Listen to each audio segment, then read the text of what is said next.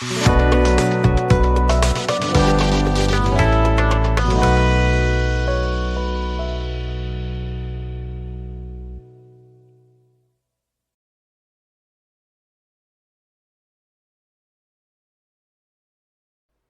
Morning friends.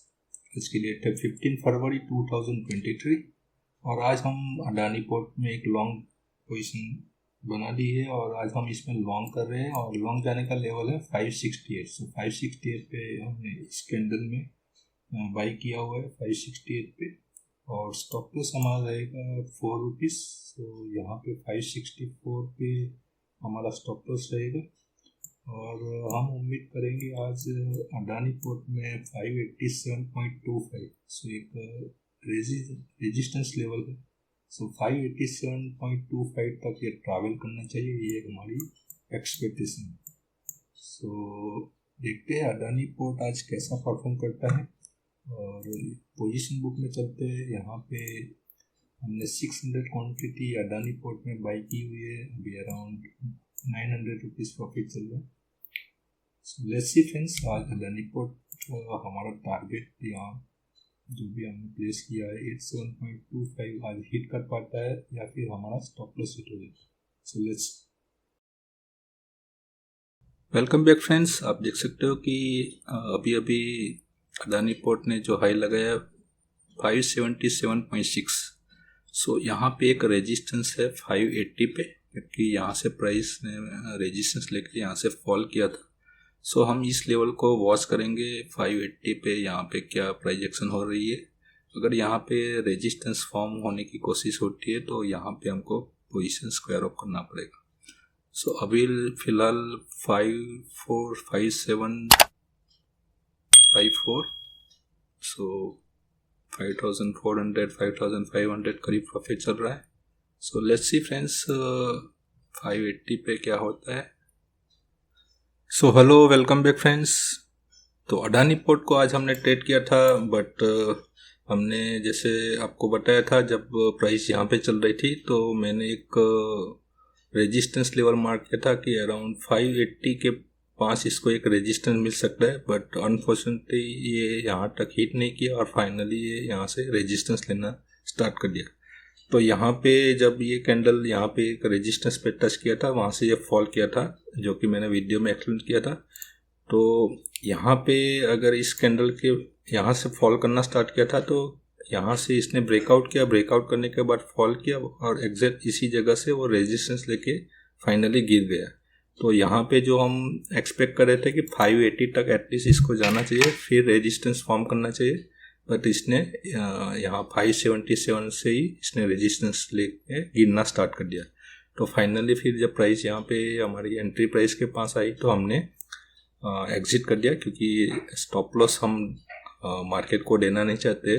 क्योंकि अगर आप एक अच्छे प्रॉफिट में हो और फिर आप अगर मार्केट को लॉस करके पैसा देते हो तो फिर वो एक अच्छी आपकी प्रैक्टिस नहीं है। सो बेस्ट प्रैक्टिस यही होती है कि अगर आप 50% 60% अबव प्रॉफिट पे चल रहे हो तो आप यही कोशिश करो कि आप अपना अगर टारगेट नहीं आता है तो आप कॉस्ट टू कॉस्ट पे एग्जिट कर दो। तो फ्रेंड्स, आज अडानी पोर्ट में हमको आज कोई भी प्रॉफिट नो लॉस हुआ है। एक बार पेज को मैं रिफ्रेश कर देता हूँ। तो अडानी पोर्ट में आज हमको कोई भी प्रॉफिट नो लॉस हुआ है। सो एनीवेज, आज निफ्टी ने कल के डे के हाई से ही रेजिस्टेंस लेके फॉल करना स्टार्ट कर दिया, इसलिए हमको भी इस स्टॉक में ये स्ट्रेंथ था, बट ये मोमेंटम कंटिन्यू नहीं कर पाया और ये गिरना स्टार्ट कर दिया। और तो फ्रेंड्स, सबसे इम्पोर्टेंट चीज़ होती है कि सभी लोगों के मेरे पास मैसेज आते हैं कि सर स्टॉक सिलेक्शन कैसे होता है। तो stock selection particularly stock selection होता नहीं है। स्टॉक सिलेक्शन मतलब हम एक व्यू बनाते हैं, उसके हिसाब से वॉच लिस्ट में उसको एंट्री करते हैं। वॉच लिस्ट में जब वो एंटर हो जाता है फिर हम कौन से दिन पे उस पर अपॉर्चुनिटी फाइंड होगी वो लेवल का वेट करते हैं। अगर वो लेवल पे प्राइस वहाँ पे हमको कोई प्राइस एक्शन बना के देती है उस टाइम पे उसको हम ट्रेड करते हैं। तो स्टॉक सिलेक्शन ऐसा नहीं है कि कल स्टॉक सिलेक्ट कर लिया तो आज उसको ट्रेड करना है, तो ऐसा बिल्कुल होता नहीं है, क्योंकि कभी हमको पता नहीं कि कल मार्केट में क्या होने वाला है। क्योंकि कल का अगर मार्केट देखेंगे तो स्ट्रॉन्ग क्लोज हुआ था, तो ऐसा ज़रूरी नहीं कि आज भी वो स्ट्रॉन्ग ही रहे। शायद वो फॉल करना स्टार्ट कर दे, फॉल करने के बाद फिर वो कहीं सपोर्ट पे आके वो बाय हो जाता है। तो मार्केट के सिचुएशन के हिसाब से स्टॉक सिलेक्शन होता है, और वही है कि वॉच लिस्ट आपको बना के रखना है। आपको स्टॉक को वॉच लिस्ट में ऐड करके उसको कंटिन्यूसली मॉनिटर करना पड़ता है कि किस दिन पे, कौन से दिन पे अपॉर्चुनिटी हमको मिल सकती है। तो यहाँ पे मैं आपको ये एक छोटा सा एग्जांपल, आज के जो स्टॉक है उसके कैसे उसको सिलेक्ट किया था, उसको कैसे वॉच किया था, उस पे बात करेंगे। तो आप यही प्रोसेस को यूज़ करो और उससे आपको शायद की ट्रेडिंग में हेल्प हो सकती है। तो फ्रेंड्स चलिए पूरा एनालिसिस समझते हैं। इस स्टॉक को भी लेने का रीज़न क्या था और क्या बेसिस पे हम स्टॉक को पिक करते हैं। तो फ्रेंड्स सबसे पहले सपोर्ट एंड रेजिस्टेंस सभी को मालूम है, सपोर्ट क्या है, रेजिस्टेंस क्या है। तो हमको ये चीज़ देखनी होती है कि कोई कौन सी जगह इम्पोर्टेंट पॉइंट है जहाँ से बार बार प्राइस सपोर्ट ले रहा है और वो सपोर्ट ब्रेकआउट हो जाता है, वही सपोर्ट रेजिस्टेंस बनता है। यही होता है स्टॉक्स में। तो स्टॉक्स का नाम डिफरेंट होता है बट प्रोसेस सेम होती है। तो आइए चलते, मैं आपको एक छोटा सा एक्सप्लेन कर देता हूँ। तो यहाँ पे मैंने एक ड्राइंग मार्क की है। यहाँ पे आप देख सकते हो कि प्राइस फॉल किया, फॉल करने के बाद कोई इम्पोर्टेंट लेवल से राइज किया। सो यहाँ पे जब प्राइस मूव किया, इसका मतलब कोई सपोर्ट लेवल से प्राइस बाउंस किया, बाउंस करने के बाद ये सपोर्ट ब्रेकआउट हो जाता है और फिर प्राइस यहाँ पे तक आ जाती है। उसके बाद यही सपोर्ट जब रेजिस्टेंस बन जाता है, अगर ये रेजिस्टेंस है, अगर ये इसको, इस लेवल को अगर रेजिस्टेंस बनना है तो इसको, इस सपोर्ट को, मतलब इसको ब्रेक करना पड़ेगा। अगर ऐसा नहीं करता है और प्राइस यहाँ से रिवर्स हो जाता है वापस, इसका मतलब ये सपोर्ट को वापस ब्रेक कर रहा है। अगर ये रेजिस्टेंस होता है तो इसको, इस सपोर्ट को ब्रेक करना चाहिए, बल्कि वापस वो रेजिस्टेंस ब्रेकआउट हो जाता है। तो यही जगह होती है कि वापस ये सपोर्ट जो रेजिस्टेंस था वो अभी आपका सपोर्ट में कन्वर्ट हो जाएगा। तो वापस प्राइस यहाँ से बाउंस करेगा और यहाँ से छोटे छोटे ट्रेंड्स बनेंगे, वहाँ पे आपको एंट्रीज को फाइंड करना है। तो ऐसी प्रोसेस होती है स्टॉक्स में। तो आप ये फॉर्मेशन कोई भी हो सकती है, रेजिस्टेंस से भी प्राइस गिर सकती है, और कौन सा रेजिस्टेंस स्ट्रांग है, कौन सा सपोर्ट स्ट्रांग है, वो आपको प्राइस एक्शन से ही पता चल सकता है। तो उसको फाइंड करने की कोशिश कीजिए। तो यही सेम मैं आपको अप्लाई करके इस स्टॉक में दिखा देता हूँ कि इसमें भी कैसा फॉर्मेशन हुआ है। और आपको ऐसा नहीं कि कहीं पे भी लाइन आपने ड्रॉ कर ली तो इसको प्रीवियसली भी कहाँ पे उसको सेम लेवल पे उसको रिएक्शन हो रहा है कि नहीं, वो देखना बहुत ज़रूरी है। तो वो आपका एक स्ट्रॉन्ग लेवल बन सकता है जहाँ से प्राइस बार बार हिस्टोरिकल में भी उसके रिएक्शन हुआ होगा। तो चलिए, आपको ये समझ में आ गया कि एक सपोर्ट रेजिस्टेंस जब बन जाता है, तो रेजिस्टेंस बनने के बाद अगर वो सपोर्ट ब्रेक नहीं करता है और तो इसका मतलब है कि वो एक वीक रेजिस्टेंस है। तो वापस वो ब्रेकआउट हो जाएगा। ब्रेकआउट होने के बाद प्राइस वापस गिरेगी और वही जगह से सपोर्ट बना के वापस वो रेजिस्टेंस ब्रेक करना कंटिन्यू करेगा।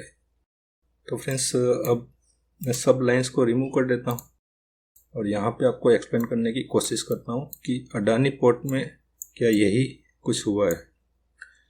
तो यहाँ से आप ध्यान से देखिएगा। तो आप यहाँ से देखिए, प्राइस यहाँ से मूव किया, फिर एक लो बनाया, फिर वापस एक हाई बनाया, फिर एक लो बनाया, फिर हाई बनाया, फिर लो बनाया, फिर एक हाई बनाया।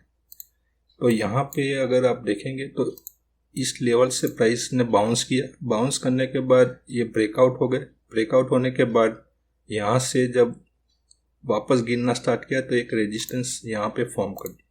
तो यहाँ पे जब रेजिस्टेंस फॉर्म किया तो इसको, इस सपोर्ट को ब्रेक करना चाहिए, तो वैसा हुआ नहीं। प्राइस वापस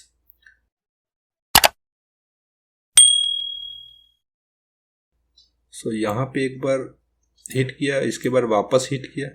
तो जब वापस भी हिट किया तो इस सपोर्ट को ब्रेक नहीं कर पाया। तो यहाँ पे जो सपोर्ट्स है वो स्ट्रांग है, मतलब हायर सपोर्ट बन रहे हैं, सपोर्ट्स ब्रेक नहीं हो रहा है, रेजिस्टेंस पे बार बार हिट हो रहा है, वहां से वापस प्राइस गिरे। जब दूसरी बार सपोर्ट बना तो इस रेजिस्टेंस को इसने ब्रेकआउट कर दिया और प्राइस ने यहाँ पे एक हाई बनाया। हाई बनने के बाद प्राइस इसी जो रेजिस्टेंस था उसके ऊपर यहाँ पे क्लोज हुआ। तो ये इंडिकेट कर रहा था कि प्राइस एक स्ट्रांग रेजिस्टेंस को ब्रेक करके ऊपर स्ट्रांगली क्लोज हुआ है। तो ये एक इंडिकेशन था, कल के लिए इसने दिखाया था। तो इसीलिए इस स्टॉक को आज के दिन पे चूज किया था इसको ट्रेड करने के लिए। और हमारा जो ये था कि आज इस सपोर्ट से इसको बाउंस करना चाहिए। तो ये अगर आपको समझ में आया हो तो आप किसी भी स्टॉक में इसको अप्लाई कीजिए। कहाँ पे रेजिस्टेंस फॉर्म हो रहा है, कहाँ पे सपोर्ट्स फॉर्म हो रहा है, उसको देखने की कोशिश कीजिए। और प्रीवियसली भी आप अगर देखेंगे तो सेम आपको यही लेवल्स पे रिएक्शन देखने को मिलेंगे। तो यहाँ पे आप देख सकते हो, यहाँ से बाउंस किया, फिर इसको ब्रेकआउट किया, सेम जब वापस यहाँ पे हिट किया तो यहाँ से फॉल किया, फिर इसको ब्रेकआउट करके ऊपर चला गया। तो इस दिन इसने ब्रेक किया, बट इसने वापस यहाँ से फॉल करके नीचे क्लोज किया। इसका मतलब कि ये अभी भी स्ट्रांग नहीं हुआ है। सो फाइनली ये ऊपर गया यहाँ से ही और इसने एक नया हाई बनाया। नया हाई बनने के बाद फिर काफ़ी दिन यहाँ पे ये किया, उसके बाद फाइनली इसने वापस ब्रेक किया। वापस जब ब्रेक किया तो उस टाइम पे यहाँ पे एक स्ट्रांग क्लोजिंग के साथ इसने रेजिस्टेंस को ब्रेक करके स्ट्रांग क्लोजिंग दिया। तो आज के दिन पे ये एक अच्छा मूव दे सकता था। और यहाँ पे अगर आप देखेंगे तो मॉर्निंग में प्राइस ने यहाँ पे क्लोजिंग किया एग्जिट इसी सपोर्ट से और यहाँ से ये बाउंस कर गए। तो ये एक फर्स्ट इंडिकेशन था। उसके बाद जो ये लेवल्स हमने मार्क किया था, अगर आप देखेंगे तो प्राइस यहाँ से ऊपर गया, फिर फॉल हुआ, फिर वापस यहाँ से हिट करने के बाद फॉल करने की कोशिश की, फाइनली ये ब्रेकआउट कर गया। तो ये जब ब्रेकआउट कर गया तो वापस ये गिरा और गिरने के बाद इस जगह पे हमने एंट्रीज को बनाया 568 पे। और उसके बाद आप देख सकते हो कि प्राइस ने एक अच्छा मूव दिखाया था। तो ये था सिंपल सेटअप। अगर आप सेटअप को फॉलो करो तो आपको एक अच्छी अपॉर्चुनिटी मिल सकती है। अपॉर्चुनिटी के लिए वेट करना पड़ता है, ऐसा नहीं है कि आपको इमीडिएट ट्रेड मिल जाएंगे। अगर आप इस लेवल को देखेंगे तो बहुत टाइम से प्राइस यहाँ पे ये हो रहा था। तो मार्केट की सिचुएशन के हिसाब से उस दिन उसका सेक्टर कैसा है वो सब कॉम्बिनेशन करके आपको स्टॉक को ट्रेड करोगे तो आपको स्टॉप लॉस जो आपका है वो हिट होने के चांस कम हो जाएंगे। और अगर स्टॉप लॉस आपने बचा लिया तो आपको प्रॉफिट तो is a by product, profit आपको कुछ ना कुछ मिल ही जाएगा अगर आपका टारगेट हिट नहीं होता है। तो स्टॉप लॉस बचा लिया तो आपका जो 80% जो काम है वो आपका सक्सेसफुल है। सो स्टॉप लॉस बचाना इंट्राडे में बहुत ही नेसेसरी है। स्टॉप लॉस बचा लिया तो फिर आपने आधी जंग जीत ली है। तो फ्रेंड्स, आई होप आप प्रैक्टिस कीजिए, प्रैक्टिस करोगे तो आपको रिवॉर्ड्स भी मिलेंगे। सो आई होप आपको वीडियो पसंद आए तो वीडियो को लाइक कर दीजिए, शेयर कर दीजिए और आप कमेंट्स भी कीजिए। Thank you.